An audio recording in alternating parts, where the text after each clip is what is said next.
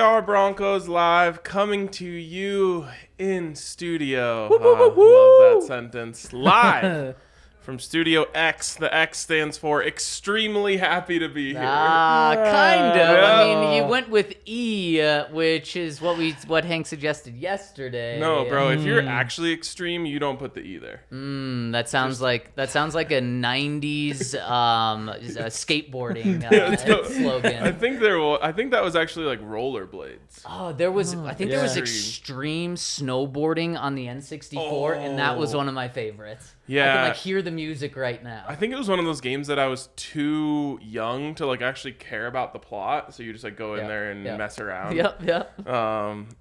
Rider X. I was playing NFL QB Club 99 with Brett Favre on the cover. Wow, 99. I was playing Blitz. Ooh, I mean, of course you're playing Blitz too.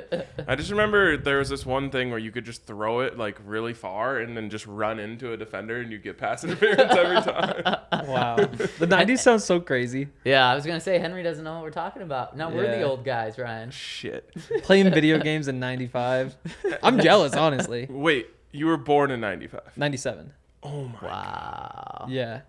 Yeah, it's a little bit of a twist. Wow. Basically, Is that when that shirt you're wearing was made? No, this is from the Super. Yes. Yeah. Yeah, that's exactly when that's from, actually. Henry, the exact same age as his shirt. Wow. I also wore a vintage Broncos shirt today. I held up way better. This one's sick because if it was current, I think it would have my apartment complex in it. Wow. That would be cool. Yeah. Your apartment in a t-shirt? Yeah. So then your shirt is older than your apartment complex. That's for sure. Wow. Really growing up now. Also, there's a meteor shower of footballs coming in, which that's scary. that is very I scary. love that. Yeah, Best kind of meteor shower, really. Ew, except the... What about something you could eat? I was thinking cloudy with a chance of meatballs. I'm not sure if there's a meteor shower in that, but... A meteor. Oh, that would be meaty. I'd go whipped cream, though. Getting sprayed with whipped cream. Just whipped cream coming out of the sky. Have you ever done the game where you spray whipped cream on your hand and then you try to pop it into your mouth? Oh, I've seen that. That was Whoa. like a COVID thing, right? Maybe. During COVID-ish? Maybe it came back. That's actually how COVID started. That was part of my family cup. On 4th of July, we had the family cup, and one of them was you get 5 tries. I don't want to brag, but I was 5 for 5. Of course. Okay. Can we go through the other competitions that your family? We won. So me and Allie won. So okay. I mean, Wow. we can go through them all. Bouncing a ping pong ball into a cupcake tray. Okay. Decently difficult. Interesting. Yeah. Does it bounce because out? it bounces. Yeah, you got to bounce it, and then you just hit the tin, and it's Yeah. just goes haywire. There was one where you had to put, I guess, pantyhose on your head with a tennis ball that's on the end of it, so it's kind of like an elephant's trunk. And you had to knock over water bottles with it. Okay. Oh, that's fun. You just Yeah, we crushed. You just took me from 90% sure to 100% sure of what pantyhose are. That description, it's yep, that's exactly what I thought that was. That's definitely it. Yep, I was pretty sure. Also, the one where the cups, that I killed that one. There's lots of cups involved. The You're gonna have to cups, be more and you had to specific. step over blindfolded Oh, and not yes. hit any of the cups, and I only knocked down one cup. It's called like a cat. So you put a obstacle course around, and then you have a blindfold, so you just have to put a toe down to make sure you're not stepping on a cup. Okay. But you only have 30 seconds to get across the course. I see. Wow. Yeah, More games should have blindfolds. It's crazy that none of the blindfold games have made it to big time pro sports. I don't know if that's very surprising, actually. I mean, there are people who are good at golf that are blind, so you could probably do blind. Really? Yeah. Wow. I guess They have to have a really good caddy. exactly. Right. What would the success rate be blindfolded baseball? We talk about 0. all-stars batting 30%. I mean, think about it. You can't hear the pitcher, It's true. so you would never know when the ball's going. Unless you'd have to do the Houston Astros strategy. Oh, that's true. Just Bang as soon as he pitches. Here it comes. Bang, bang, bang, bang, bang. One bang for the wind up. Imagine how brutal the hit by pitches would be. Or if there was there's those No footballs chance that of kind getting out of of the whistle. Oh yeah, the Maybe vortex. cut a little hole or something so it I kind guess of whistles. you could do wiffle ball. Because that would kind of have a similar feel. But, those curve so hard, though. Yeah. I do. The balls and strikes would be tough. Yeah, would be. Speaking of curveballs, I feel like there's a little bit of a curveball coming at us when it comes to the Denver Broncos guard competition. They have a good problem on their hands, which is 4 quality candidates to fill 2 spots. Much better than many of the problems they've had on the offensive line over the last few years, which is like, oh gosh, we're fixing everyone's. Much better than the problems they've had the last few years, which is essentially you got one guy, you better hope he stays healthy. Yeah. But the scheme change, I feel like, is the real curveball because you just don't know who is going to be the perfect fit for this scheme. And like you hear little things come out about Netani Moody and how he's just running out there and running people over. And you start to think like, okay, who is going to be this 2-man group in a competition between Dalton Risner, Netani Moody, Quinn Meinerz, and Graham Glasgow? And it's crazy to think that Graham Glasgow is probably the odd man out here. And he's making the most money. And he's the most experienced as well. Yep. He was the guy that was supposed to come here and be a nearly Pro Bowl guard for the Broncos just 2 years ago. And now he does seem not just like the odd man out, but potentially, we talked about him yesterday, a guy that may not make the roster, potentially be a surprise veteran cut. And when we talked to him near the end of the offseason program, guys, he had an incredibly gruesome scar on his leg from the very serious injury he suffered last year. And that was only part of the injuries that he dealt with last year, because remember, he had the heart issue as well earlier in the season, and he was at about 85-90% in the offseason, so he wasn't playing that much. Hopes to be 100% come training camp, but just, even with that, these other guys just seem to be trending in the right direction, while Graham, you're honestly just pulling for him to be like healthy now and have a healthy life is at least how I view him. So he does seem like the 4th guy in this competition. Would I be shocked though if he gets the trust of the coaches because he's the veteran and becomes a starter? No, that wouldn't shock me. I agree. And I would be pretty surprised if he was cut. I just finally looked up the contract numbers. Basically, it would cost them $100,000 more to keep him this year than it would to not have him. So they save $100,000 by cutting him. Yes, they save $100,000. And really quick, a big reason for that is in January or February he restructured and it actually took a pay cut. I don't even think it was a restructure. He took a pay cut in order to be here because he knew that exact thing, Henry. If I'm sitting here come August, September cut date, and they could save $6 million on me or $5 or $6 million, I don't have a good chance of making it. Now, he's got a great chance of making it. It's a good point. And, I mean, next year they'll save $11 million if they come. So that seems like it's likely to happen. Yeah. But this is one of those situations that's so funny to me when people try to compare their job to professional sports. Like, can you imagine if you're like, oh, shit, all right, if I don't agree to take less money from my job, then they're gonna fire me.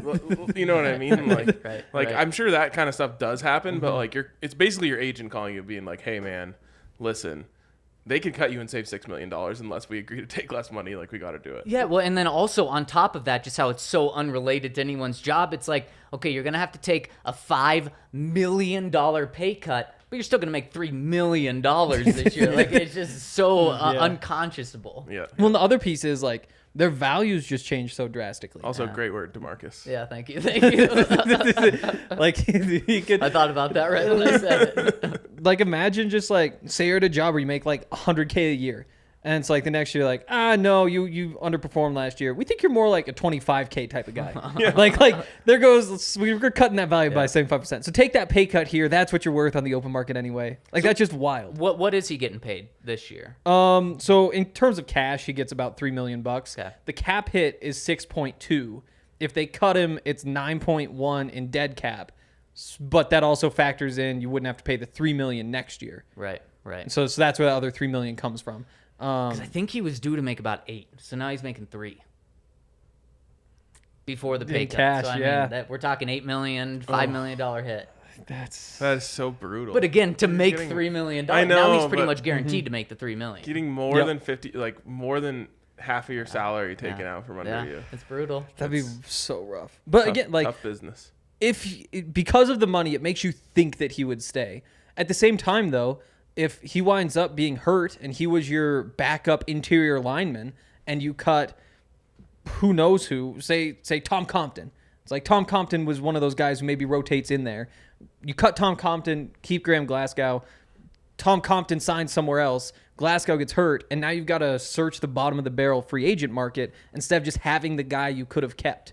That does factor in. I'd still be surprised if he gets cut, but there are some conversations about health and whether he's even worth that at this point. Definitely, and I think that's his biggest thing in training camp is just showing that he can stay healthy to make the roster, because one thing that can happen here, all 4 of these guys can make the roster, because what Graham also has going for him is the versatility at center, and good job to Lloyd Cushenberry, because I really thought his job was up for grabs, specifically from Graham Glasgow during this offseason. He's done a great job being there.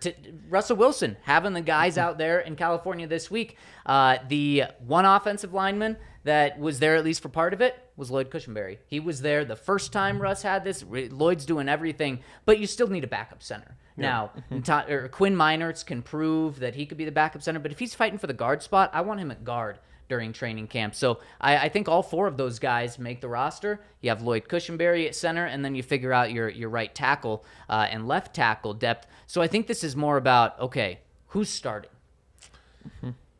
And it's so interesting, and I think I start with Dalton Risner and Quinn Meinerz come in as the incumbents. They come in as essentially it's your job to lose. And I get people didn't really like that when I said that about Javonte, because they're like, is there really enough that goes on in training camp that you can lose a job? And I absolutely think there is. It's mostly mental errors that would cause that, but like that's the number one thing I feel like that would make you lose a job in the first place. Like we know these guys are talented and athletic and all that stuff. It's, are you understanding the scheme? So much of this specific scheme is about trusting the guys next to you. And the weird part is, if you're used to going forward and hitting the person in front of you, you can get in some bad habits in this scheme, because you have to be willing to just ignore the guy in front of you and say, like, we're going right.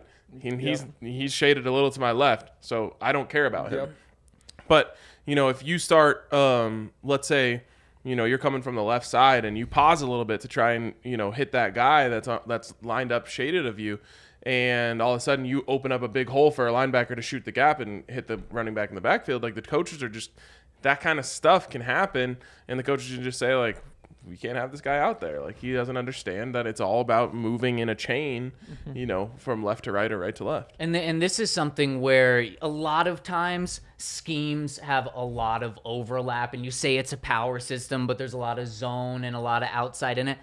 Not really with this one, actually. I actually love this. This is going to be very committed to what they're doing. So you really can't fit a square peg into a round hole here. And again, I love that about this. Like, I love that Nathaniel Hackett came in and was like, we are a West Coast zone team now. Yep. And didn't say, like, yeah, we're going to mix in a little of this, a little of that. He's like, no, this is what we do. Y'all better figure it out. And that's kind of why you let Nathaniel Hackett move on from Mike Munchak. Because Mike Munchak is, if you were kind of mixing those two, then it's like, man, why aren't you keeping Mike Munchak? But if it's going to be completely different from what Munchak does, and now I still think Mike Munchak's good enough where he would have adapted to that, but at the end, you let Nathaniel Hackett do what he's going to do, and he's going all in on his system. And I got to admit, like, we haven't talked about the coaching staff and those types of hires in a long time, but, like,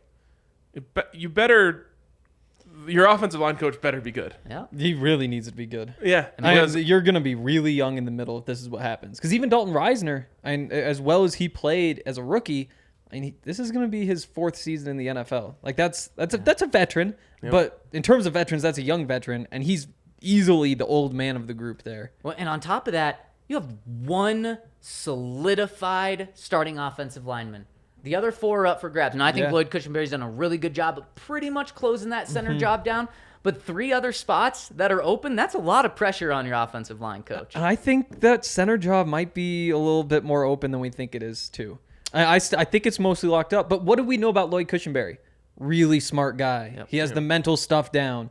And what have they done so far? They did all the classroom things. They get on the field and do some drills and that sort of stuff. But there is the level of physicality that was more the question mark than any of those behind the scenes things. Now, Russell Wilson taking him out, working with him, all the praise. I'd be surprised if he's not the starter, but we haven't really hit the point where you would have concerns. Yeah, it's true. I don't think he's getting unseated, and I think all that the smart stuff is the main reason. Like, Russell Wilson is going to love him for that. The coaching staff is going to love him for that, and it's going to be up to them to get him to play the way that they want. Yeah, exactly. So then it comes down to these guard spots, and the incumbents are probably the leaders right now, Dalton Risner and Quinn Meinerz, and it's hard to imagine Quinn Meinerz not being that guy and losing his starting job with how quickly he developed last year, how much he showed last year. But if anyone doesn't fit this system, it's either between him and Netani Muti, and there's been a lot of praise about Netani Muti's ability to run. And that was the thing that Nathaniel Hackett was most surprised about, was how fast Netani Muti is. And it's not really a surprise. If Netani Muti didn't have all of the injuries in college and brutal injuries, it made sense why he fell in the draft. He would have been a borderline first, second round pick. So it's not a surprise that he's a great athlete. Yeah, and Meinerz is so interesting because you expect him, one of the things that he did really well was pull. That's running. You know what I mean? Like, you feel like he has the mobility to get out there and move some people around on the run. At the same time, we talk about it, this is exactly why we're even talking about Dalton Risner right now, is because they changed the scheme on him now. They're back to where they were when they got him, which should be a huge advantage for him. But with Meinerz, I'll just say this. If he's not starting, you should trade him. Because his value, and you got to trade him before you make that decision. Of course. Yeah. Of course. But, I mean, if you're offering him to anyone, they know why you're doing it. Yeah. But you're offering him to someone who runs the previous scheme. You have so many. It's good to have depth, though. Like, you wait till the trade deadline, I think, just because if that would probably mean Netani Muti's in there. If Netani Muti's in there, then who knows what's going to happen. You might wind up switching. But, yeah, I see where you're going. If you're going with Muti, though, you're saying the past 2 years where he's been able to stay healthy, we're going to trust. And we're going to go all in on him because we think he's a future. But, Hank, I mean, it's naive to think that there's no chance he could get hurt in the future. You're right about that. But when you talk about, okay, well, do you trade Quinn Meinerz to get value? Do you trade Graham Glasgow? There's one guy that has some value, and there's one guy that really doesn't have value. And, again, Meinerz put out some great tape last year. Yep. So what did they spend on him in the first place? Third round pick. Oh, okay. Third. That's my bad. Then you should feel confident that you can flip him for a second. I feel like he outplayed his draft position last year. Then why are you trading him if he's a second? Because he doesn't fit. I think just teams would kind of approach it like that. And they're just saying, hey, look, he's great power. He's been bad at zone. Yep. Yeah. What do you want from us? Yeah, you could have the talk. Or it's just like, what he's really good at is almost playing like linebacker, fullback. Just running out, clearing somebody out, hitting him in the chest with a head of steam, and that's just not a thing that's going to happen anymore. Man, it's just, if you were running the other scheme and more of a power scheme, how good and dangerous could a healthy Netani Muti and Quinn Meinerz be? Yeah. Those might be your two best it could turn Yeah. out. Because the other thing about Netani Muti is that he's younger than Meinerz. Like, he's been around the extra year, but he is younger, and he's I think... I don't know about bigger. He's definitely stronger, though, which is saying something because, Meinerz is a big, strong dude, too. You've seen the trees that Meinerz has knocked exactly. over. And so those two, I mean, they're so big and so physical, which is different than what you usually look for in this scheme. Yep. I guess that goes back to how you started this, saying neither of them really fit perfectly, at least. I mean, if Moody is what they're saying he is, which is huge, and he can move really great, then he is perfect for this. That's why we were so excited about him on the draft podcast. Yeah. You usually go back to saying, like, oh, you need lighter guys that can move. I think it was you that were talking about a couple of weeks ago, like the broadcast when the Broncos played the Packers in the Super Bowl, and they're just like, they just don't know how these offensive linemen are going to match up against these monsters on the Packers defensive line. It's like, because they were out there at like 270 pounds. Yeah. And they just ran past them. Yeah, exactly. Just moved them and created a hole, and, you're down the field, and there goes TD. And then what's so interesting about all of this is outside of Graham Glasgow, the guy that's probably trending in the wrong direction is Dalton Risner, who fits this scheme the best of all of these guys. And he's had 3 seasons. His rookie season, he was in a similar scheme to this, had the best year. I mean, we thought he should have been a Pro Bowl. We were talking about how he definitely should have been a Pro Bowler his sophomore year. That's how good his rookie season was. And then he regressed the next season when they changed the scheme. And then he regressed even more last year, but still maintained the starting job through all of that. So if there's anyone that should flip around and benefit the most from this scheme, it's him. So it's really interesting how many different dynamics we have in this play right here. How many players that were there Pat Shurmur's first year progressed over that time? Like Tim Patrick? It would be Garrett Bowles. Tim Patrick, Bowles, yeah. Tim Patrick, like obviously you would say like Javonte Williams progressed last year, but he kind of setting his own bar. Like the progression really starts this year. Yeah. Like Cortland Sutton didn't. No. Obviously Jerry Jeudy never progressed. The quarterbacks. The injury made a problem. Yeah. Drew Lock definitely didn't progress. He regressed like severely. Yes. So yeah, I mean, I'm trying to do a favor for Dalton here. I don't think it was all that much his fault. Yeah. The question is like, can he get it back? Is he the same guy he was? You know, I always look back to that high ankle sprain he had. It always felt like it kind of set him off the tracks. So, you know, can he get back to who he was that first year? And if so, then it's his easy. Also, this is a massive year for Dalton Risner. This is a career make-or-break year. Not that he's going to be out of the NFL next year, but if he doesn't win this job, he's probably signing a $2 million one-year deal with someone else to go be a backup and maybe compete for a spot. Yep. If he comes out and balls and looks good with Russell Wilson and is able to block for a very successful running game, he's potentially signing a 4-year, $40 million deal with the Broncos right after this year. Yeah, Jose in the comments said Fant regressed. I don't think so. I think he got better. Like, last year was his best year. Yeah, and statistics would back that up. And because of it, they got Russell Wilson. Yep, exactly.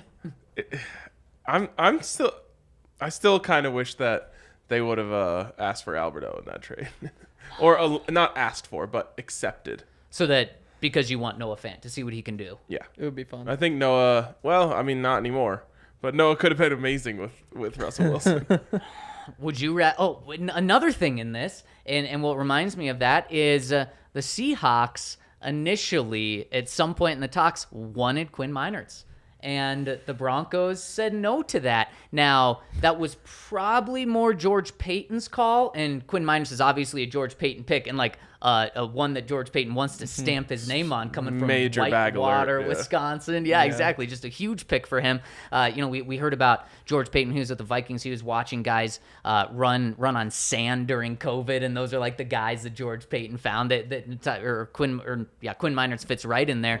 And so you do think, okay, well, the organization really likes Quinn Meinerz. That probably also gives him a little boost in this because he's their guy. Yeah, that is true. If it just comes, does he fit the scheme or not? You know, like you can't force him in there. You can. I agree. You shouldn't force him in there. If you think he can learn. I guess it just depends on how severe it really is. Yeah. Like, and whether you think he'll get better. Right. Because the guys with the two biggest upsides, and that's a very dangerous word to use, is Netani Muti at right guard and Quinn Meinerz at left, or flip those two. And then you say to yourself, oh my gosh, we could have two maulers that actually fit in a zone scheme. It's a dream come true. You're talking about two 320-pound guys that are athletic and can bulldoze and block as well. And also another huge thing that we haven't mentioned is who's the best pass protector? Because as much as it's great to run to the outside and be in zone, I would way rather have the guy that's going to protect Russell Wilson better. None. Yeah. Like Moody is definitely a road grader. Get me out and let's run. Yeah. Meinerz, you saw the games that were his best games. It was when Javonte was bowling people over. Yep. And Glasgow. Meh.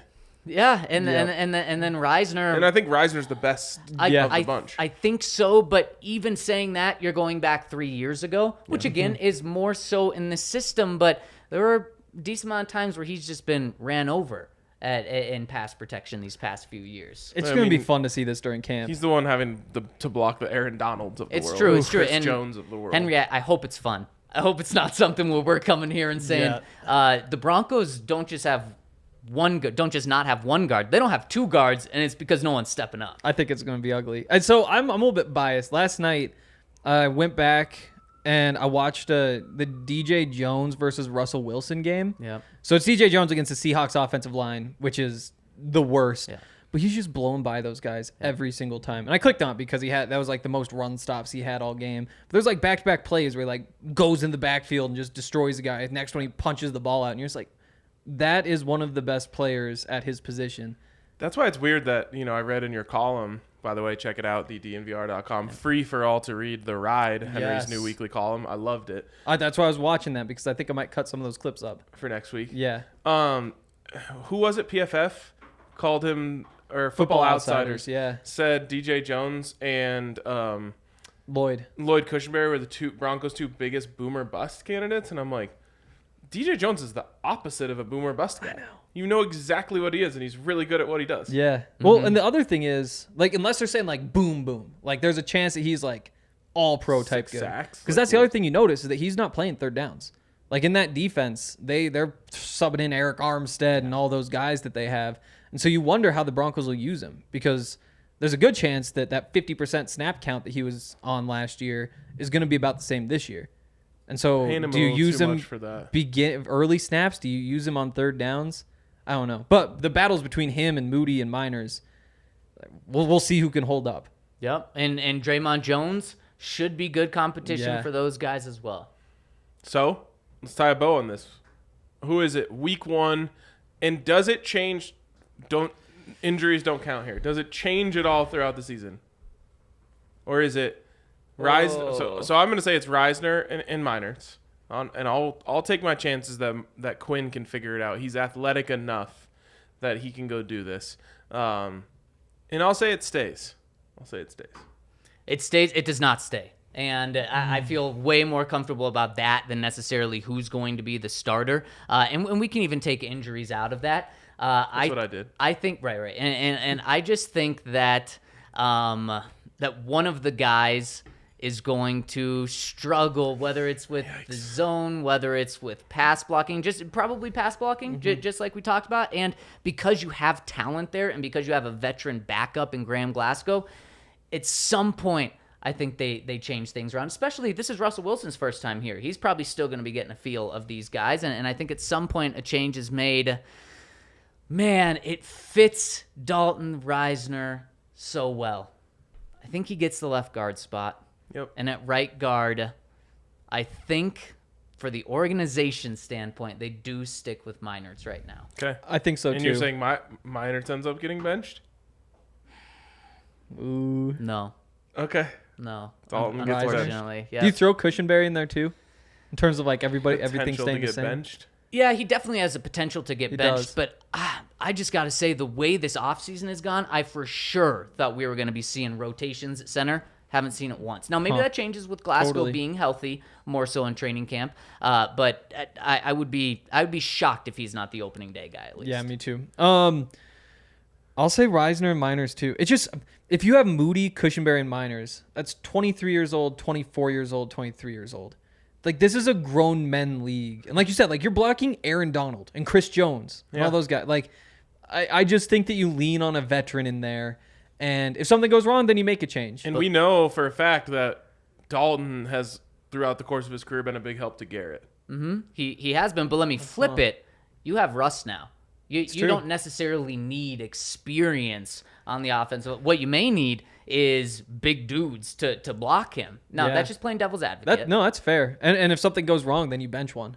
If it's causing a problem, you're making Russ scrambled, panic, whatever, more than he has to, then you make the change. But the tougher question to me, and maybe you guys know better because you've seen it, but like if, say Quinn Meinerz is playing, it's the second half of like the 49ers game. So was that week 3? Yep. You've got some really good defensive linemen they're getting through. It's like third quarter. Do you think that he wants to get some rotation in? Like he says, like, I'm not sure. I could throw Moody in. for Meinerz, but I kind of want to see them build chemistry, or is it? I want to can't- see them both. So play. Meinerz is struggling. Yeah. You can't do that in this scheme, in my opinion. Yeah, it's exactly. so much about chemistry, which is why I feel like you got to settle this competition in the first week of camp.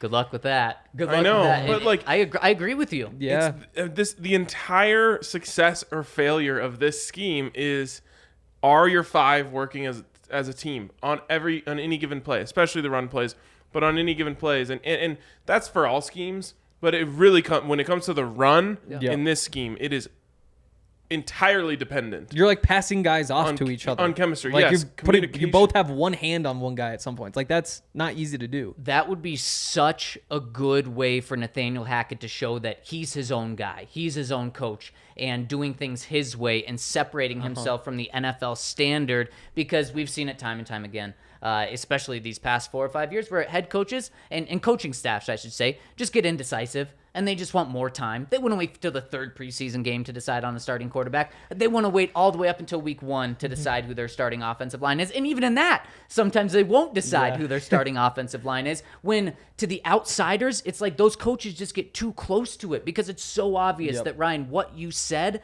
is what should happen. When you have an idea of who it is, go with that, commit, and then you know what? 2 weeks into that, if one guy is just bad, okay, then flip him out. Instead of just continuing to rotate snap after snap. You're doing a disservice to the players' eventual success during the season by not giving them the reps in the preseason. Exactly. All right. And how many drives are you going to have?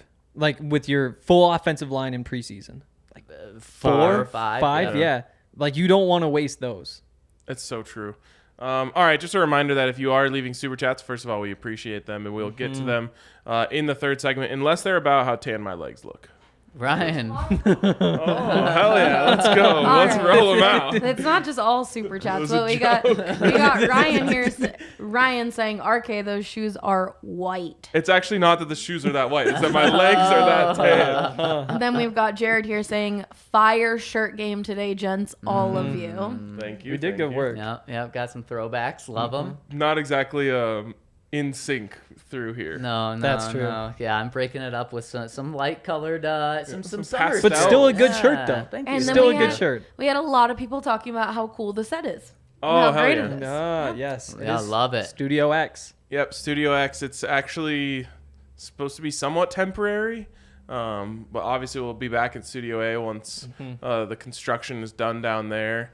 Some exciting things actually just for the studio coming.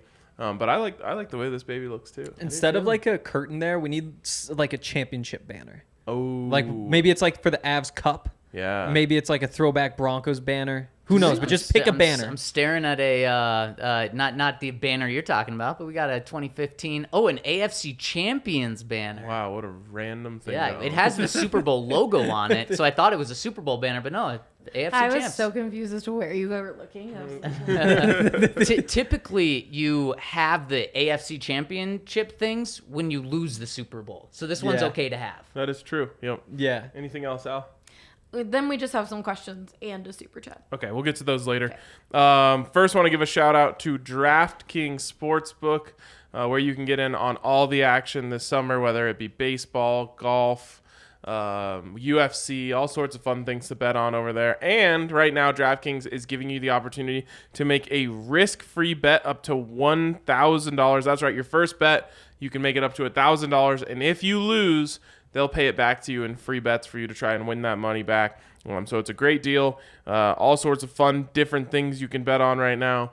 I'm trying to keep my streak of 3 straight tour golf events, because I guess that one was not a PGA Tour event. 3 straight golf events where I picked the winner, and I gave out the winner. I forgot. Oh, Cameron Tringale. That's who's winning this week. So just get ready to roll with Cameron Tringale, who I believe one of our listeners went to high school with or something. Okay, There's boyfriend's cousin. Yeah. Maybe saw them at the same high school. Yeah, or yeah. saw him from like the first tee. They were on Right. 17. Yeah, exactly. Something like that. Wait, did you say his name is T. Gale? Tringal. Yeah. Wait. That would make a lot of sense. Oh, Though. that That'd was be dope. First, I thought for a long time I just read it as Cameron Triangle. I know, me too. Because your brain does a thing where it's like all the middle letters just kind of scramble. Yeah, TRI ends in an E where there's a G in there. I wonder Triangle. if it's just a typo. I wonder if at some His point on a name birth is- certificate they just flipped the N and the A. Yeah, maybe flipped his birth date as I well feel a like little people bit. usually don't have shapes as their last name. You wouldn't want to be square. Square. You wouldn't want to Yeah. be square. I think there is. There was a I'm sure there is. Damien Square or something eventually. What about circle? I guess once you get past those two, like the no sides, 4 sides, even 3 sides doesn't really work. But like pentagon, there's no pentagon. That would be tough. That would be a weird one. Heptagon. Anyways, bet on it all over at DraftKings Sportsbook. And if you or someone you know has a gambling problem, crisis counseling and referral service can be accessed by calling 1-800-522-4700. Of course, new customers only. Minimum $5 deposit required. Eligibility restrictions apply. See DraftKings.com/sportsbook for details. And if you have a gambling problem, call 1-800-522-4700. You don't want to read off like 18 states? Nope. I don't think I have to do that. And you got to check us out over at thednvr.com.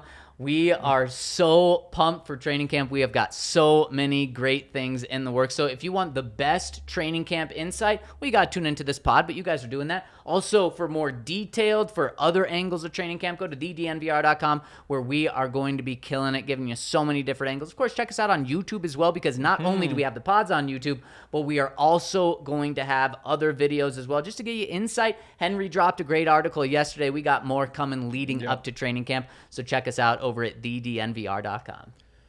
And also Breckenridge Brewery. We drink a lot of Breckenridge beers here. It's almost tailgate season. Okay, the tailgate's going to be packed with Breckenridge beers. I just found out about this the other day. I'm at my pool, and I look over, and there's a guy in the pool drinking Palisade Peach Light. Whoa. Palisade Peach Light. It was in like a slim can. Wow. And I need that in my life, like ASAP. That's fair. Also, I mean, Palisade Peach in a pool is a pretty cool thing to say. Palisade Peach Light in a pool kind of blows it. That is true. You could say I'm having Palisade Peach in a pool, and it happens to be the light version. You don't even have to mention that. Yeah, that is true. That's true. You could say It's whatever like you want. if you're like, if I'm drinking a Coors and someone sees, you lied to me. You're drinking a Coors Light. That is true, which was something we would never do. No, of course not. Strawberry Skies, those are good this time of year. The seltzers, the lemonade seltzers. Next. We've talked about this. There's no, it already is light. That's like the But lightest Palisade beer. Peach is light as well. The lighter it is, the That's more true. you can drink. Yeah. I guess so. Sure, I guess if you can drink more, I'm all in. Breckenridge Brewery, it's awesome. Go to breckbrew.com. You can use their beer locator to pick up whatever you want near you. You could put in Palisade Peach Light and put in your zip code. It'd tell you exactly where you can go to get that. It's in 30 states, so probably near you. They support us, so it'd be great if you'd support them. There you go. All right, we got some Madden ratings to get mad about today. Oh, we got some right. Madden I've been ratings Mad about Maddens, to baby. talk about. And, of course, we talked about running backs. We also got the safeties in here as well. Which one do you want to get mad about first? We Get Mad Wednesday. I'm so excited is to a get We mad Get about Mad. both. It is We Get Mad Wednesday. I yeah. forgot about that. It's been a while. It has. Or are we just going to say, okay, Madden, you're right. Let's get mad about running backs first. Okay, running backs I know first. I'm mad about this one. Melvin Gordon rated above Javonte Williams. Not a shock. I think we all had them within 1 point or so. Ryan, Actually, I I think you didn't. had, I had 3. You had Melvin 87, 3. 84. 87, 84. Try Much lower. lower for both. And 84 would have been nice for one of them to get. No. That did not happen. Melvin Gordon checking in at an 83. And then you had Javonte Williams checking in right after him at an 82. Or no, was it 82 and 81? It was 83, 82. 83, 82. Those are the 21st and the 22nd highest rated running backs in the NFL. This team is going to be rated really low. It's going to be rated really low. I've got a couple thoughts. Let's start with this. So 91 speed for Melvin, 88 acceleration, 88 speed for Javonte, 91 acceleration. Flipped. You think so? I felt like that's right. No, but I no. thought it could I'm be saying contentious. they're flipped in terms of Exactly. their acceleration. Yeah, I mean, I Yeah. don't think Javonte Who would doesn't. you rather have after getting past the safety? I have the Giants run, the 80-yarder from Melvin in my head. So that's what I'm saying. Like Exactly. that's the more that's long speed. speed. Yeah. And Javante's probably the bigger player between these two, making bigger plays, but it's not through speed. What is Javante's break tackle? Third best in the game. Okay. I think it's a 93. They built this website so dumb. And that's probably right. Third best in the league. Yeah, so he's behind Nick Chubb, Derrick Henry. Should be. Yeah, Nick Chubb and Derrick Henry. And then there we go. I mean, that's not disrespectful. No, Yeah, it's right, not. right. I was gonna say like I would probably put Javonte at 88 speed, 88 acceleration with like 95 break tackle. Fair. Yep. He's got a little burst. But yeah, I mean, if they had think the said like burst helps 89, with his break 90, then tackle. it'd be fine. Yeah. Yeah. Also, Yeah. for what it's worth, 94 break tackle and 86 for Melvin. Oh, okay, 94. All right, they didn't do him dirty. Exactly. I will say the rating is too low for sure. I really would have said like 85 is the baseline. How many is there really 20 better backs than Javonte Williams in the NFL? Well, let's see. I mean, so Javante's tied with Damian Harris, Miles Sanders. Okay, he's You take better than Javonte. both of them. Yeah. Let's see. I gotta go to the previous page for the 83s. Previous loading. There we go. Also 83 with Melvin, Chris Carson, Cam Akers. I take Wow. Javonte over those. I certainly am not a fan of Chris Carson. agree. I'm not either, but I'm kind of surprised that those are the two guys that are there. Yeah, but Melvin Gordon on about the same level as Chris Carson. Yeah. I feel like that's fair. 84, you've got James Robinson and David Montgomery. Okay, so Javonte's better than them. Javonte is Melvin. If they put him 84, that'd be cool with me. 85 is Cordell Patterson They don't know what to do. and with him. Najee Harris. They're trying to make him valuable because he is valuable in But real life. you have to remember how they make those, because they have like the 3 different categories. So it's like the power back, elusive back, receiving back, or Yep, whatever they call that's it. what it is, yeah. And so like the receiving back, you just take whatever your highest rating from one of those 3 is. His receiving back rating is probably an 85, and the others are probably like 78, Right. 74 or Right. something. Right. So it's like, yeah. And what he does, 85, that Okay, seems a who little else high. is at 85? Najee Harris. And Okay, so- he's certainly getting the boost still of being a first round pick. And honestly, Najee's probably going to have a great statistical year this season. Yeah, I would have been fine if they had Javonte and Najee on the same plane. Yeah. And I think that's kind of, I mean, statistically, Najee was, I think, under 4 yards per carry last year. And obviously, Really? Javonte was more than that. At least near the end of the season, Najee was at 3.9. Yikes. Yeah. They were, I mean, just ramming him in there. And that's what they're going to do again this year. It's true. it was. Kareem Hunt, Saquon at 86. Saquon. They don't man, know what to fall do from with grace. they don't know what to I do with know. Saquon. I mean, they're trying to hedge here because it wouldn't be a surprise if he ends the season at a 95 just because he stays healthy. It also wouldn't be a surprise if he ends at a 76 because of the way he's been trending. Yep. So they put him smack dab in the middle. And who was the other one there? Saquon and Kareem Hunt. Yeah, Kareem Hunt is pretty darn good. Yep. Okay, Um, last one, 87, Leonard Fournette, Josh Jacobs. Leonard Fournette. Those are What are either of those guys doing there? I think Josh Jacobs should be lower. I see it with Fournette. I don't. Yeah. And, I'm biased. I play with him in the video game so much. The Broncos are going to be the worst team in the AFC West, and By a long I was shot. going to say it's not even going to be close. Austin Eckler. And we're just talking about Yeah. Madden. Just Yes, for yes, anyone yes, who yes. just tuned in. Austin Eckler is the 8th best running back in the game. He's at an 88. And the one thing that I think is so wrong here. Guess who the number 1 running back is? Ryan, since Henry, I know you know this. It's a surprising. No, not thing. necessarily this. Not necessarily this. Nick Chubb. No. Think of my guy. Derrick Henry. Derrick Henry, fine with that. Great. 97. Number 2, there's 2 tied for it. One of them's okay. The other one, you have got to be kidding me. You probably won't even think of him because he's been so irrelevant. Zeke. No, he is like higher than you He's would want 10th. though. Okay. Yep, Yeah. he's 10th. Even more irrelevant. Irrelevant's the word. Not necessarily bad, irrelevant. I mean, he should have been the second best guy 3 years ago. I've got no clue where So you're Nick leading Chubb me. is tied Okay. at 96 with Christian McCaffrey. Talk about completely irrelevant. That blows my mind. Yeah. I mean, he better be like what we talked about yesterday, Henry, where his injury better be a 90, or what would it be, a 10? It'd be the opposite. Exactly. Yeah. Here's what happens, though, and it's the same thing with Cordell Patterson. Yep. His receiving rating has to be so high for it to be realistic that it just boosts the hell out of his ratings. Yep. And it just goes with that one. But still, like, you see Jonathan Taylor sitting behind him, and it's like, Jonathan Taylor should be in front. Yeah, for sure. The good news is, and anyone who plays the game knows, like, it doesn't really matter what the ratings are. It matters is, do you have the elite skills, The specific ones, that you can use to build them up? And like, if you have Jonathan Taylor, then he's going to be a 99 overall by like the end of your first year. Christian McCaffrey has 59 trucking. Wow. He's also played in 10 games the past 2 years. What was Javante's trucking? 88. Okay. I think Like Melvin Derrick was Henry's like a 79. 99. Should be.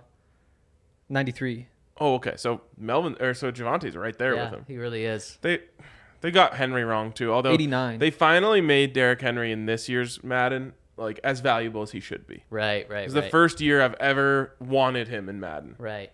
Where he's Which is just good. untackleable. Yeah, and like then I had Nick Chubb, which was basically just like a faster Derrick Henry by the time he was developed. Yeah. By the way, do you know I'm rolling with your squad essentially now? You have Nick Chubb And Malik Willis. and DJ Chark. Yep. and I won a DJ Super Bowl with that Chark. crew. No, we're not winning Super Bowls this year, but we're having fun. I'm rolling with your boy Trevor Lawrence, who you think is going to the playoffs this year. Yep. Gonna win a pizza on it. Devontae Smith, there's a There we go. tide. I love it. Oh, yeah. And Mike Evans. Okay, not my guy at all, but pretty and Austin Eckler because he's from Colorado. pretty good group there. I like that. Yeah. Okay, should we hop over to safeties? Let's do it. Oh, yeah.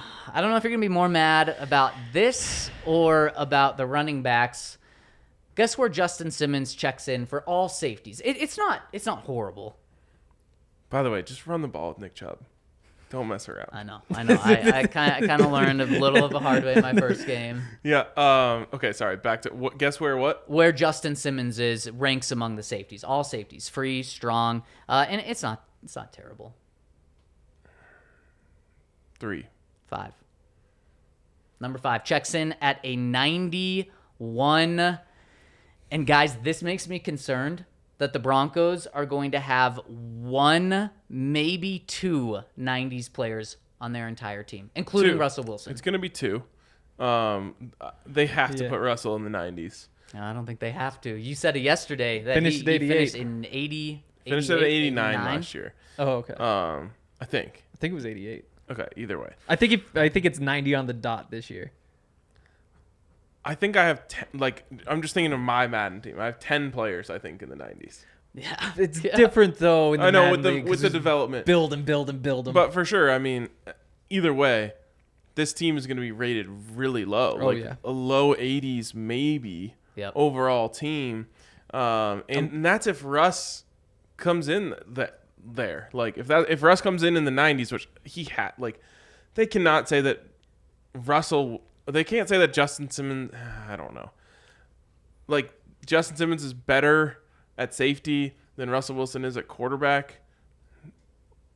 I could get there. You might be able to. My God, I'm going to be so mad if they do that. And so just to compare around the AFC West now. Russ has to at least be superstar, right? Oh, yeah. Oh, he'll be an X Factor. He should be. Okay, Yeah. so if he's an X Factor, I'm just thinking for the people who really like to go play offline franchise. If Russ is superstar X Factor, you're going to be fine. Because you'll be able to build up Jerry and build up Cortland and, Javonte, whatever. You'll have fun with this team because playing with Teddy Bridgewater and Drew Lock and trying to dev those guys up is so hard. Don't think of Russ and where he ranks in the NFL here. How many X factors should there be at the quarterback position? Because isn't that elite if you're an X factor? Yeah, I would say somewhere between 5 and 7. Okay, and I'd go just a little bigger. A lot of national places put Russ, and I think we do even sometimes when we do this, right around 7.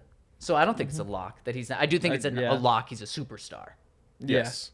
Because he is a superstar. Oh, yeah, absolutely. It's just what he is, But, yeah. He should be it. But remember, the national, I guess not just media, the nation is more down on Russ, way more down on Russ than here in Denver. It is so weird just going back and watching him play. Because it's like so many things where it's like, you have to appreciate that he put the ball in a place where the receiver can catch it. It's like, oh, look at the receiver jumping up over this guy making the catch. Like, you have to appreciate the way he drops the ball in between the safety and the linebacker. It isn't like watching Peyton where it's just like, there he is carving him up. He knows where the open spot is. Tom Brady, exactly. If you want to know he's a great thrower. He is. If you want to know why the nation is low on Russ, you go back and you watch, I believe it was a Monday night game against the Washington football team. He looked like Teddy Bridgewater in that game. And I think I said it that Tuesday after the show, like, oh my gosh, maybe Russ is done. But then you got to look more than just one game and see how he rebounded and responded to that. I think you made a great point, though, there, Henry, about his throwing ability. It's going to be the closest thing Broncos fans have seen since John Elway. Yeah. Like, what Peyton did was so methodical and awesome to watch, but it at no point did it ever look like anything John Elway did.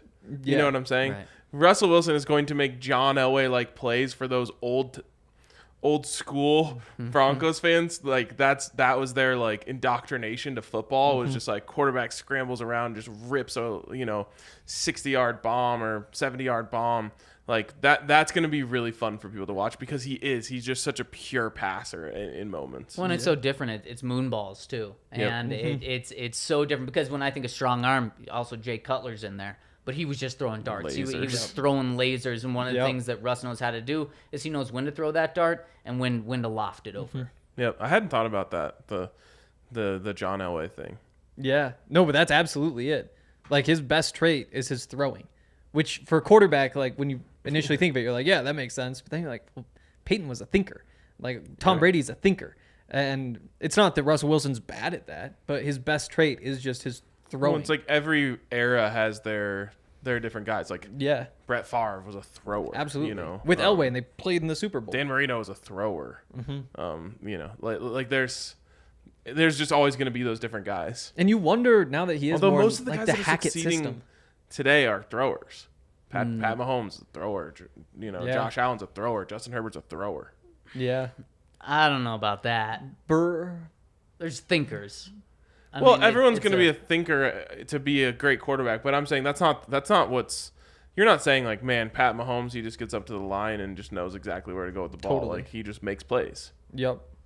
And he does know where to go with the ball, but you wouldn't say that's his best trait. His best trait is his arm.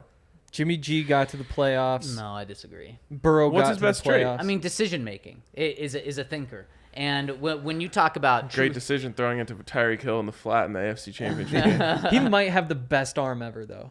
he may, and that certainly I think helps. Josh Allen has better arm right now. But with an arm, you're not getting to 50 touchdowns and 10 interceptions. You're not getting that 5-to-1 touchdown to interception ratio with your arm. I know, but what I'm saying is you have to have all these prerequisites to even be an elite quarterback in the first place. But no one is saying that Pat Mahomes plays the game like Peyton Manning or Tom Brady. Of course not. No. And those guys, their thing was they were thinkers. Get up to the line of scrimmage, get somebody in the route once you know what the coverage is, and bang, just get the ball to him. Like, it's just a different game. Russ is kind of a great mix of both, but and with Hackett, you would think that he leans that way too. Yep. Justin got robbed. Who's in front of him? Justin is a 91. You're gonna love this. Derwin James is ahead of him, and the Honey Badger is number 1 on this list. You did call it, and remember, the Honey Badger was a guy who was on the free agent market for so long this year, and he's got the name. It's sick that he's playing in Louisiana. It is. It fires me up. It fits him really well. So you got Honey Badger 94. Derwin James, 93. Budda Baker, 92. Kevin Byard, 92. And Justin Simmons tied with Micah Hyde at 91. Putting Kevin Byard in front of Justin Simmons is such a slap in the face. And that's not a shot at Kevin Byard. It's just like... I think it's a little shot. No, like every single... Like, they pulled 50 people from inside the league, and they all said... Not all, but they determined Justin Simmons was the number 1 guy. You're putting him behind Kevin Byard. Yep. They do the exact same thing, and Simmons does it better. And the numbers back that up. Yes. 100%. He's 1 point ahead of Harrison Smith. I thought Harrison Smith entered a retirement community a couple of years ago. I agree. He likes him. Still good. Like his contract is awful. And I'm not sure I'd bet on him to be a good player this year. I bet against him being a good player for forever. But last time we saw him, like, still good, even though he shouldn't be. Still good, but they've got him as great. Yeah, they do. Just in front of Jamal Adams, Jesse Bates, Jordan Poyer, like. I would take all three of those guys. Really? Jamal Adams, it would all depend on the scheme. Jesse Bates, Jordan Poyer. Jesse Bates was awesome in the playoffs and all that. Yeah, and they play different roles, which is why, like, maybe not being quite as quick is just fine. Like, he's basically a linebacker at this point. That's true. I feel like Joe Burrow, the Bengals are just continuing to bangle it up with Jesse Bates. Their offer to him, because he's a TAD guy, their offer to him that he denied was $4 million more guaranteed money than he's making this year on the franchise tag. Talk about a slap in the face. That's just a poorly run. That's not how that goes. Gosh, that might have been their best chance. The Bengals. For what? For the entirety of yesterday, Joe Burrow's or career. last year. Yeah, I agree. Like they kind of like got a stroke of magic and weren't able to like bangle it that much. Yep. And it feels like it can only go downhill. Yeah, from I don't here. even have them winning the division this year. I you don't have? either. Ravens. I do. I also have the Ravens, but it was actually when I made that bet, I was like, Bengals could do it, and so I'm tempted to go back and take Bengals to have the most wins in the league, just as like a hedge against all the feelings I have. Because again, they were just in the Super Bowl. They have a young, really good quarterback. They probably have the best receivers in the NFL. Like Joe Mixon's their running back. Hayden Hurst is a tight end. They've got a defense who's able to do it. Like, I don't know. I'm torn on them. You haven't read any big time names on that offensive line yet.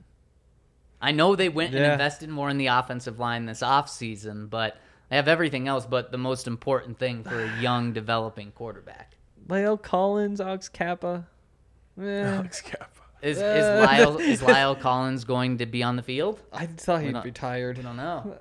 Yeah. He's only 29. He's plays so old. We got to get justice for Justin. Do you think that they maybe lowered like his awareness or something because they saw he was hanging out with Spencer and Mitch yesterday? That's not a bad bet. What was he doing? Yeah.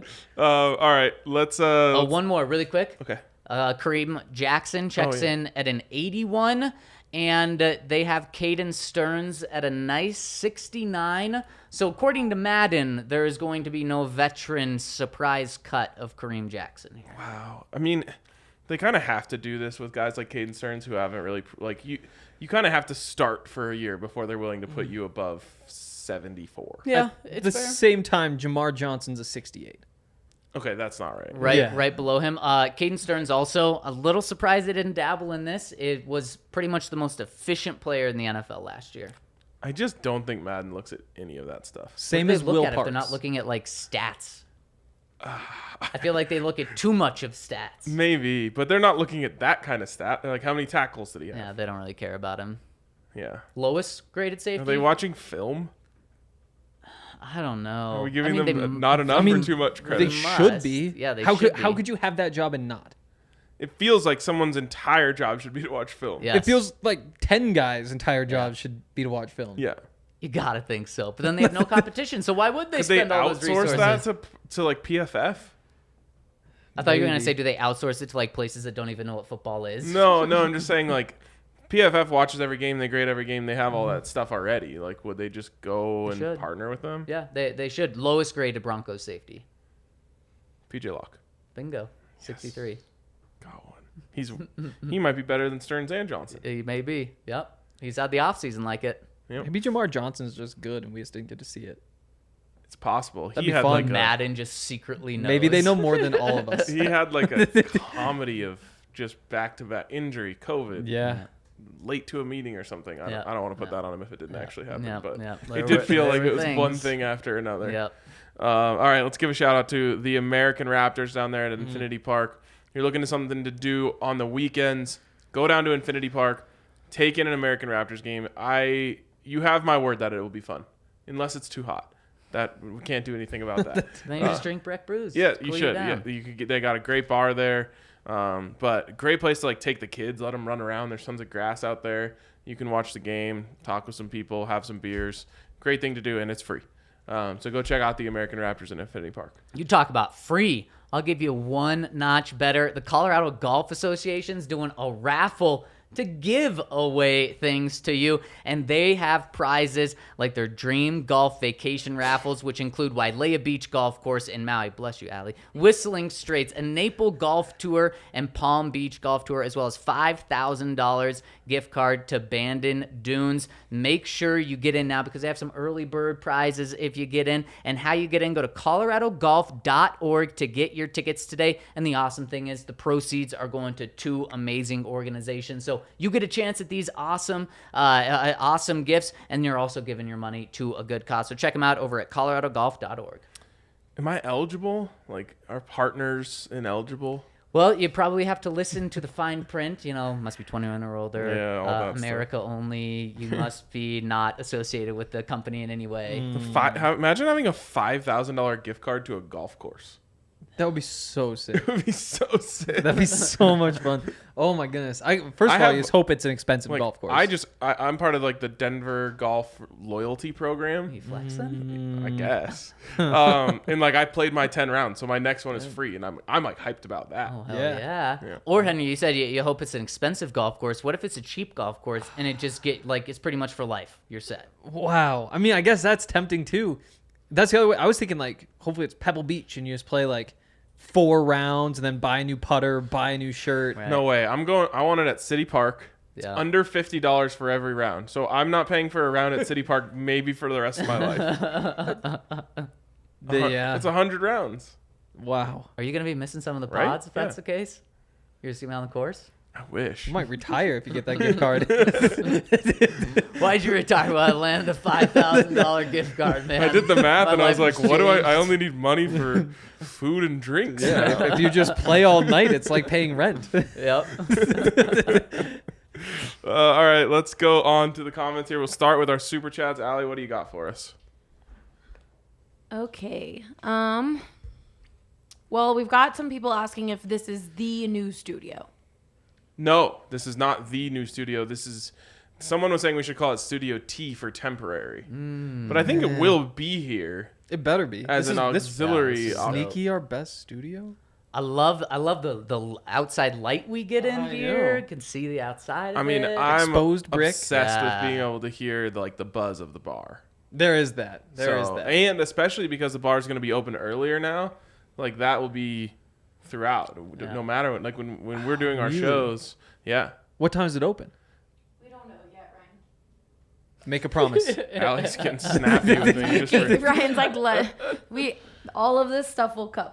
We don't know what time it'll be open. but Hopefully we know it's going to be lunchtime. open earlier. Breaking, than it before. opens at Yes. 7 It's- a.m. no, I think Ryan just said it's open 24/7. I don't know. 24/7. Wow. It's the I don't know Walmart why of beer she's- bars.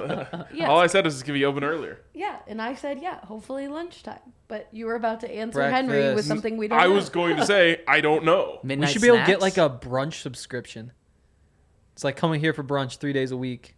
Get brunch 3 days a week. yeah. Never heard of a Papered. brunch Get a 4th subscription. free. Yeah. Oh, I see. A punch card. Brunch punch card. Brunch, Brunch card. Let's go. All right, what else? All right, See we've if got Allie a gets mad at me for my answer to this. that was weird. Let it go. I literally just said don't say it. I didn't weird for even you. have a number in my head. Didn't even get to Okay. the answer this time. Will says studio looks great. The boys look healthy and tan. Love it. Can't wait for the season. Let's go. Thanks, Will John. Yeah, tan feels healthy. Got some Mexican food last night. Lots of vitamin D. Yep. Lots of vitamin D for the boys. Z Reeves says, can we see Dalton Risner used as trade bait to get draft capital back from the Russ trade since he is in the last year of his deal? Let's ride. I mean, if you're talking 5th round pick draft capital, then yeah. If that, just remember Aqib Talib went for a 5th. And He was old though. Yeah, he was old. But again, Dalton Risner, you just don't know. So I'm not saying a 5th. And it's George I'm not Payton. saying a 5th is wrong. I just think it's a 5th is probably the best you can get. Meinerz would be the one you trade for draft capital, if Yeah. that's what you want to do. But what you really do is you trade whoever doesn't start. Or just say do it like before. you want depth. You do it During before camp, you yeah. like make that decision. Maybe they already have. Yeah. If they have a strong Put 'em on feeling the now, block now. then I wouldn't mind seeing it happen. Yep. All right, we've got Douglas asking, what's up, guys? Just an idea. Like me, there are a lot of Broncos fans not from the Denver area. You three would be perfect for a live training camp feed for those not able to make it to Dove Valley camp.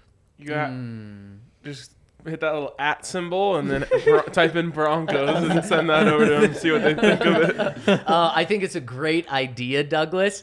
I think our heads would be cut off if we tried to do a live feed from Broncos training camp. We get to watch the whole thing, so that's why we come back and we do a pod right after practice to let you know exactly what happened. But they're very strict about what can actually be on video and broadcast. Yeah, only tight shots. Yeah. All that stuff. Yeah. But maybe we'll be on that feed at some point. Ooh, in the background. Or invited on. Like last year, I was on for a segment. Oh. I'll shoot for the background. You're referring to the Broncos. Yeah, so the Broncos do their own live show. I gotta say, they don't even broadcast that much of like the actual. No, things it's that are like I going said, on. it's just yeah. solo shots on Yeah. like Javonte Yeah. having a drink of Gatorade. Right. Bill Belichick still exists. And you don't know who else. Josh McDaniels is in the division now. Yep. Like, it sucks. Can't blame him for being Okay. cautious on some of these things. So like, if you're willing to cheat by like putting cameras in people's practices, are you not super willing to send a mole to training camp? 100. Inside your division, you should do that. Absolutely. And I bet they do. Is that cheating? No. Yeah. So then I absolutely would. I bet there's a rule.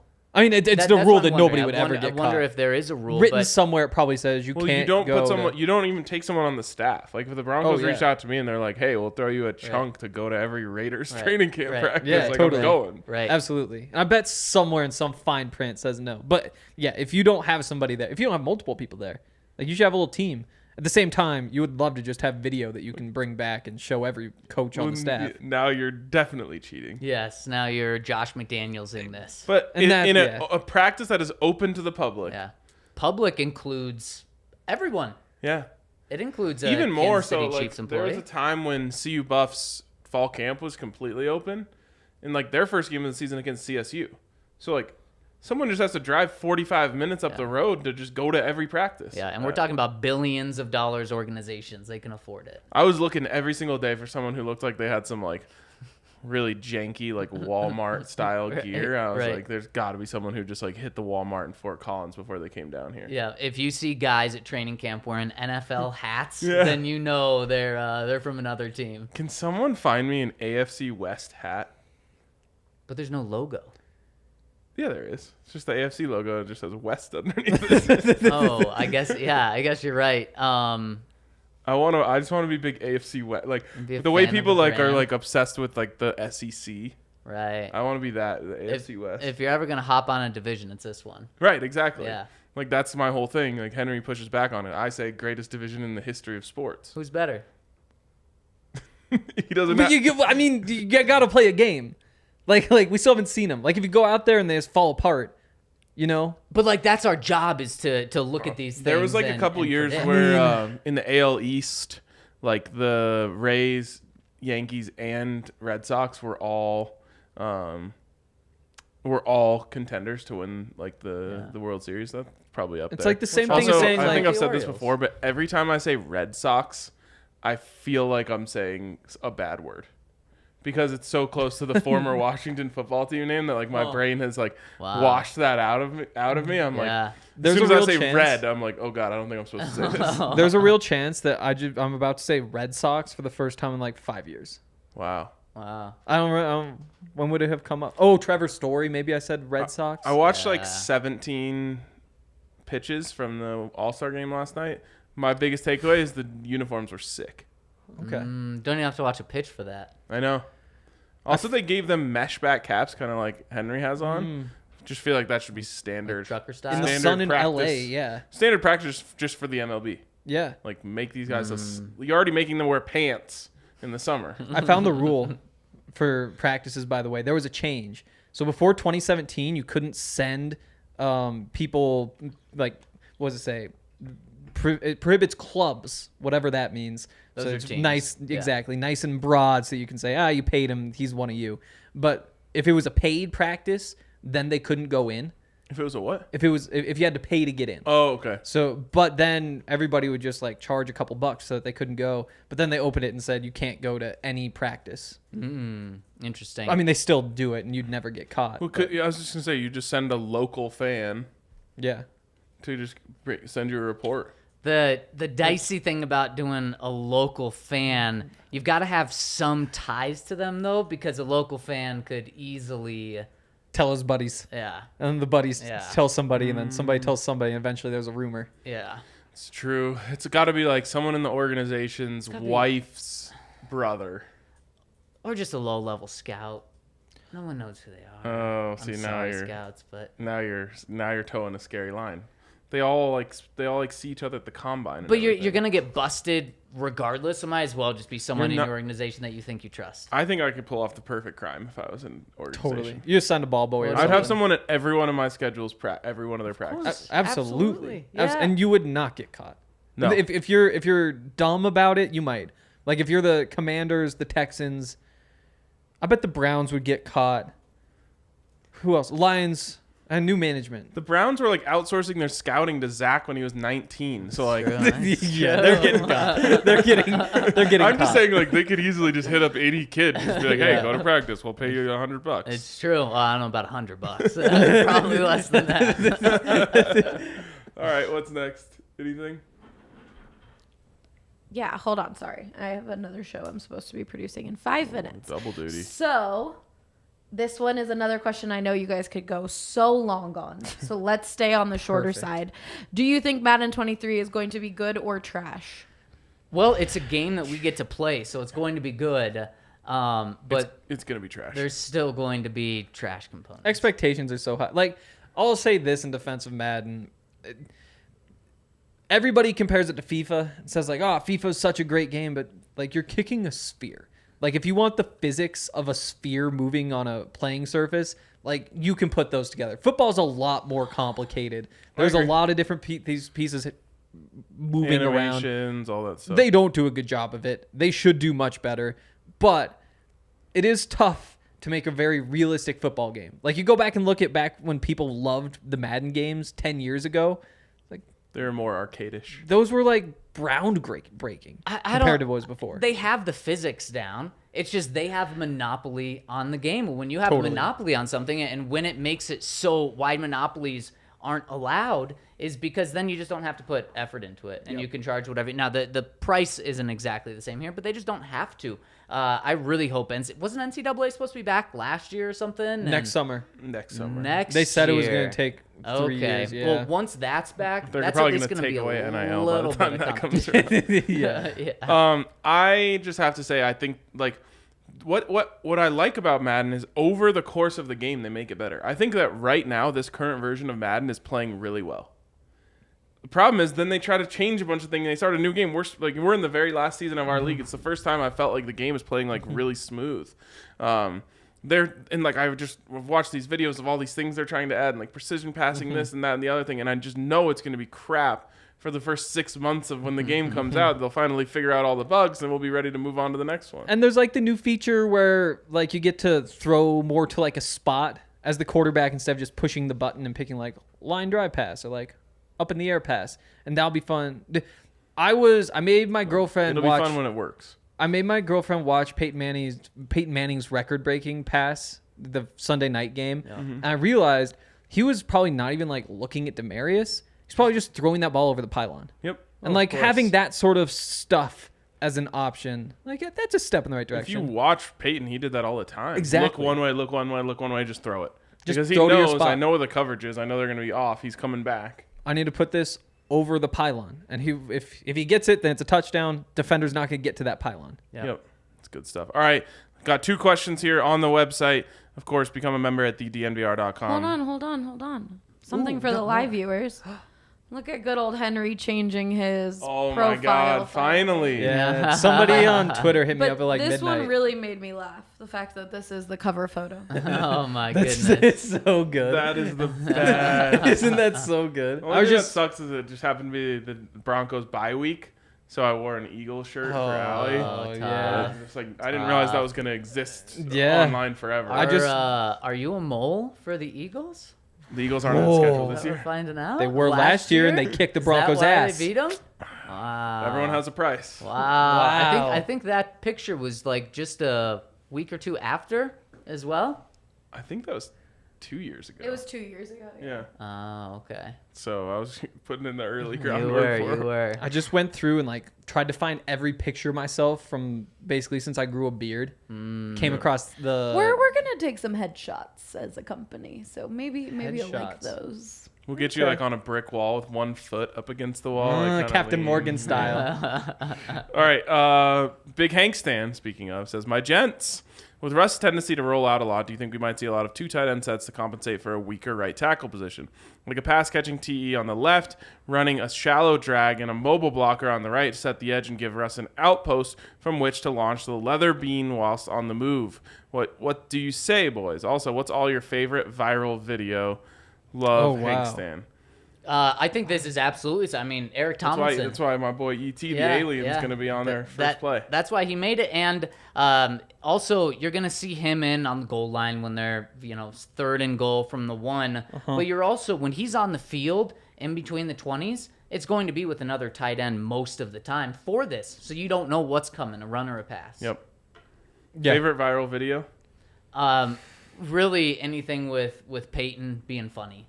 So, of course, the Saturday Night Live good one. skit, when we talk about favorites, that's just a classic one where he's throwing balls at kids, trapping them, and send them to the porta potty. If I felt like being a stickler, I would say that's not necessarily a viral video. I did not watch that on I didn't Saturday Night watch Live. that on Saturday Night Live. But it So it wasn't made its even way like to the internet. it didn't. It happened before virality was even a thing. It's viral now. Yeah. Yeah. I'm just going through my bookmarks. There's so many good videos. Like there's one of like this kid playing t-ball and like hits the ball and starts running up the third baseline, and like 2 kids run into each other and fall over behind it. The coach is like, no, that way, that way, and then he winds up running to second, chaos. just skipping first. And eventually he goes through. I think he finishes in like slow motion or something. That was a good one. There's let's see. I'm going with the first thing that came to my mind. Don't even know why, but this one gets me to laugh every single time. The cat that says "Long Johnson." Oh, yeah. Like that just never stops being Yeah. funny to me. So I can watch it right now again in 20 minutes. I'm gonna laugh every time. Cat ones are good. You're going. And for I'm my not heart. even a big cat You're going right for my video heart guy, there. but a cat talking and saying Yeah. Long Johnson is just hilarious. Yeah, that is a good one. This one is a kid like 20 yards from the goal and playing soccer. He's like 8 and just kicks this slow roller to the post, and the goalie's not paying attention. And coach just shoves him over in front of the ball. Oh just my tips him all the way God. over. Did he make the save?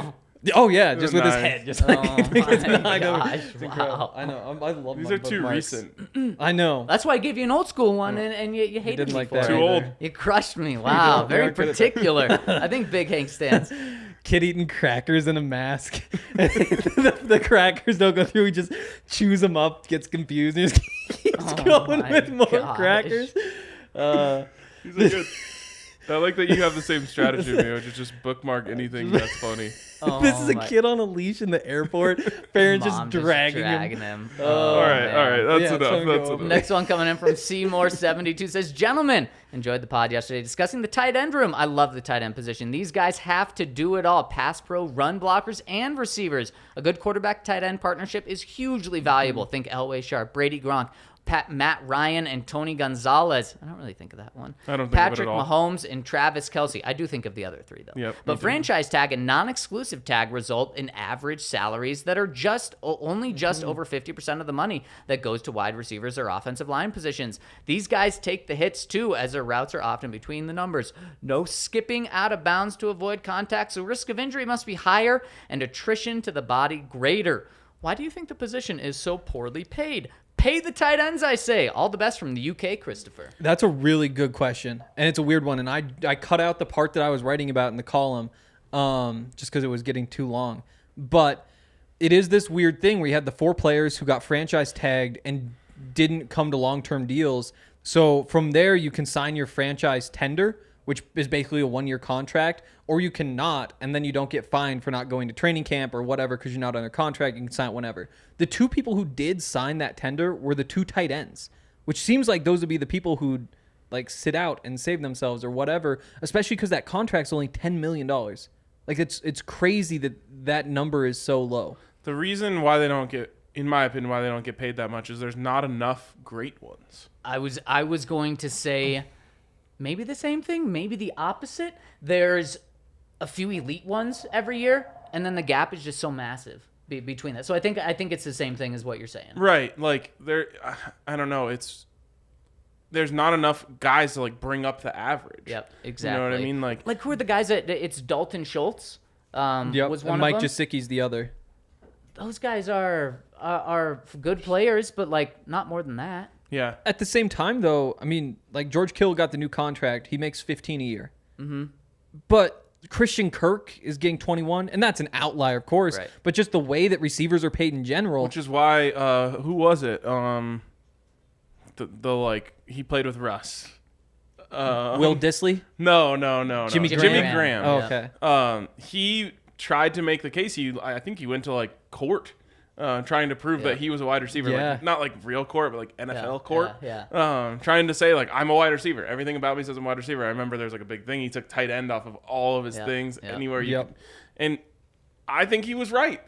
There, I think he should have been able to get the wide receiver franchise tag. Yeah. Is don't know. NFL court on NFL Network at 1 a.m.? Oh, wow. That should That would be. be People sweet. would watch. Judge Judy is just Jerry Judy. The NFL does not want what happens in their court cases on TV, though. That is Those are for smuggling damn too. true. But That's a sad note to end this. 23 receivers paid more than George Kittle. Are there 23 receivers you'd rather have than him? No, absolutely not. Cortland Sutton is the 23rd.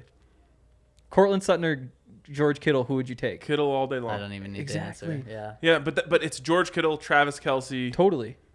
end list. Darren Absolutely. Waller. But even, Darren Waller, yep. even the top end tight ends Darren don't Waller's get already paid. in his 30s, Yeah. I think.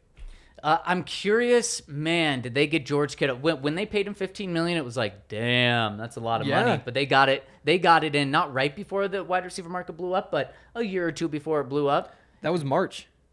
Of this year? Yeah. Is when they gave him the deal? Yeah. Oh, dang. 5 years, $75 million. Wow. I thought it was like a year or two ago. Wow. I know. He got robbed. It's Tight ends are getting yes. robbed. It's unbelievable. But it's the thing is like the position isn't that valuable unless you have an elite one. Yeah. Totally. Exactly. But when So, you- so there's a massive gap between the elites. So when an elite gets paid, they're getting paid 3 times more than the rest of the position. Right. Yeah, but still, like, if you're George Kittle, how do you not go to free agency? They have that TEU I would be thing willing to they give him do. $20 million plus. When did they sign him? March 16th, 2022. March 16th. And was that right? Yeah, that was right before free agency started, right? Yes. Like a day or two before. So that was literally, Yeah. I guess I was wrong. It was right before the wide receiver market blew up. If he would have hit free agency, oh man, his price would have absolutely been 20, 25. They do that TEU thing. It's him and Oh, that Kelsey. is 2020. That's a bad story there. Okay, Oh, so- thank God. Okay, so I was right. Yeah, Okay. you were right. There we go. They should just tight ends should just go on strike. What would the NFL do if the tight ends just went on strike? I think they'd say, That was- okay, well, let's move on. Yeah, and then you've got like all these crap tight ends Yeah. playing out there. They would have to pay him eventually. Think about it from a fantasy perspective. If you don't get one of the top 3 tight ends Yeah. every single year, it doesn't matter what year, then you're like, Waste "Well, of I'm just time. taking one Totally. in the 12th, the 10th, I know. I traded Kelsey in my first year of my dynasty league. Terrible idea. because you thought he was old and like eventually going to fade. I was just tanking Oh, because I wanted the that's number 1 right. overall pick, and I got it. I got Trevor Lawrence. okay. Hopefully yeah. that that was pans out fun. for me a long Yeah. term. More than the Jags, maybe. Well, no, they're making the playoffs this year, so Yeah, it's going to there you go. Yeah. All right, that is going to wrap it up for us today on the DNVR Broncos podcast. This is a really fun show. So great being back in studio with you two. Thanks to everyone who played along. Thanks And to Allie. Thanks to Allie for her great producing, top to bottom. There we go. And- Back in good graces. And we will talk to you guys tomorrow on the show.